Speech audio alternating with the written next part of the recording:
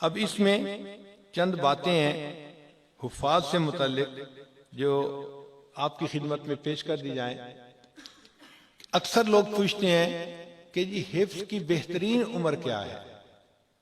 भाई देखें, बच्चा जब पैदा होता है तो 3 साल तक उसके जो ब्रेन की ग्रोथ है वो बहुत तेजी के साथ आगे बढ़ती है। उस एज में उस बच्चे के ऊपर कोई ज़हनी प्रेशर या ज़हनी दबाव नहीं डालना चाहिए, क्योंकि बच्चा जब ज़हनी दबाव में आ जाता है तो फिर उसके जिस्म में ऐसे केमिकल पैदा होते हैं, स्टेरॉयड पैदा होते हैं कि जिसकी वजह से उसके ब्रेन की ग्रोथ पे असर पड़ता है। इसीलिए 3 साल से कम उम्र बच्चे को घर में माँ पढ़ाए, घर में कोई बंदा पढ़ाए, लेकिन स्कूल में ना भेजें, क्योंकि स्कूल में कंपटीशन होता है बच्चों में, और बच्चा जब फर्स्ट नहीं आ सकता तो उसके अंदर फिर एक डिप्रेशन की कंडीशन होती है कि मैं ये क्यों नहीं अचीव कर सका। तो कंपटीशन के माहौल में 3 साल से कम उम्र के बच्चे को नहीं डालना चाहिए। हम अपने मुल्क में देखते हैं आज तो पैदा होने वाले बच्चे की फहरिस्त बनाई जाती है कि जी 3 महीने बाद पैदा होगा। सब कारोबार है। साइंटिफिकली इसको प्रूव कर दिया गया है कि 3 साल से कम उम्र बच्चे को कभी भी पढ़ाई के कंपटीशन में नहीं डालना चाहिए। हाँ, 5 साल की उम्र का जब बच्चा हो जाता है तो उसका 90% से ज्यादा ब्रेन जो है उसकी ग्रोथ मुकम्मल हो चुकी होती है। टोटल वायरिंग ब्रेन की वो हो चुकी होती है। अब ये बच्चा लोड उठाने के काबिल बन जाता है। लिहाजा 5 साल के बच्चे को अगर स्कूल में डाल दिया जाए तो वो बच्चा आगे अपना पढ़ाई का सिलसिला बढ़ा सकता है। मगर 7 साल की उम्र में जब बच्चा पहुंचता है तो उस वक्त ब्रेन की ग्रोथ 100% मुकम्मल हो चुकी होती है। जितना उसके ऊपर बोझ डालो वो बोझ उठाने के काबिल होता है।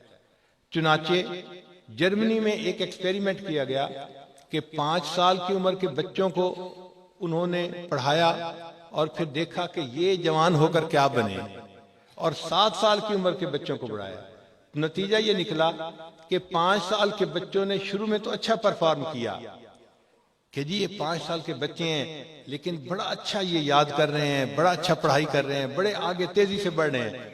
लेकिन जब 20s में पहुंचे तो जो 7 साल के बच्चे थे वो सारे के सारे उन 5 साल के बच्चों से बहुत ज्यादा बेहतर परफॉर्म कर रहे थे।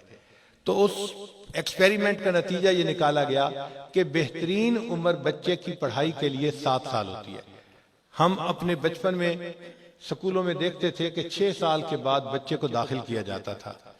और शरीयत का हुस्न देखो कि नबी अलैहिस्सलाम ने 1400 साल पहले बतला दिया, जब बच्चा 7 साल की उम्र का हो जाए तो उसका बिस्तर जुदा कर देना चाहिए और उसको नमाज सिखानी चाहिए कि वो पढ़ना शुरू करे।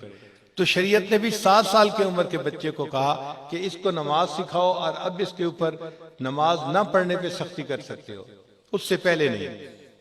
तो बेहतरीन उम्र 5 साल की उम्र है, उससे पहले नहीं शुरू करना चाहिए।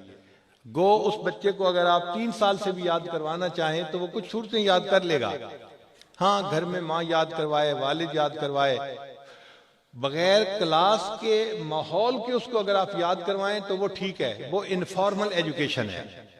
लेकिन स्कूल के माहौल में, क्लास की एनवायरनमेंट में फॉर्मल एजुकेशन वो बच्चे के लिए ठीक नहीं है, क्योंकि जो एंड्रेलिन उसके जहन में पैदा होती है उसकी वजह से ब्रेन की ग्रोथ रुक जाती है। 5 साल की उम्र में बच्चे को बेशक आप हिफ्ज़ में डाल सकते हैं। 7 साल का हो तो बहुत अच्छी बात है। ये उम्र बेहतरीन उम्र है। इस उम्र में यादाश्त इतनी अच्छी होती है कि अन्नक्श कल हजर, जैसे पत्थर पे लकीर पड़ जाती है, मिटती नहीं। बच्चा जो चीज याद करता है बच्चा उसको भूलता नहीं है। मगर इसका एक तरीकाकार है, वो भी जरा समझ लीजिए कि जब बच्चे को याद करवाने का आप इरादा करें तो बच्चे के सामने हुफाज के अच्छे अच्छे वाकयात बयान करने शुरू करें। खाने के दौरान वैसे उससे बात करते हुए, कोई हाफिज आपको मिले तो आप हाफिज का इकराम करें। बच्चा महसूस करे कि हिफ्ज करना एक बड़ा अजीम काम है, इससे इज्जत मिलती है, इससे वालिदैन खुश होते हैं, इससे आखिरत में बड़ा अजर मिलेगा। अक्सर माँ बाप बच्चे की ये जहन साजी नहीं करते, बस नियत कर ली हाफिज बनाना है और उसके बाद बच्चे को कुछ समझाते बताते नहीं। तो बच्चा इरादा तो कर लेता है लेकिन उसके अंदर मोटिवेशन लेवल वो नहीं होता जो होना चाहिए। ये माँ बाप की जिम्मेदारी है कि उसके अंदर मोटिवेशन लेवल को बढ़ाएं, तज़किरा करें। अगर हमारा ये बच्चा हाफिज बन गया तो इसके तो बाद में एक इतना बड़ा फंक्शन करूंगा कि मैं अपनी खुशी का इजहार करूंगा, तो बच्चा मोटिवेट होता है। अच्छा, मेरे हिफ्ज करने पर मेरे वालिदैन एक बड़ा फंक्शन करेंगे। और वाकई जायज खुशियों को मनाने का यही फायदा है कि बंदा फिर नाजायज खुशियां नहीं मनाया करता। तो जब आपने बच्चे को कुरान